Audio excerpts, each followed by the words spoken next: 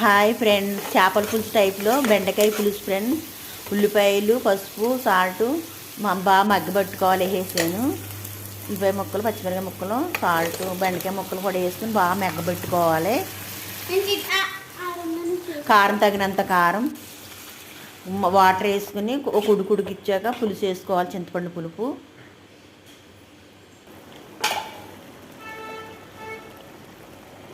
చింతపండు రసం, బాగా జీలకర్ర, ధనియాలు, ఎల్లిపాయలు చక్కగా నూరుకుంటే చేపల పులుసు టైప్లో ఉంటుంది ఫ్రెండ్స్.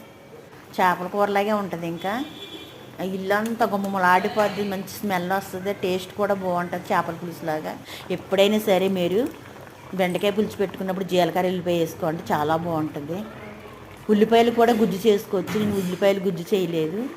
బాగుంటే సబ్స్క్రైబ్ చేసి లైక్ వేసుకోండి ఫ్రెండ్. పక్కనేమో సోడి జావ కాస్తున్నాను.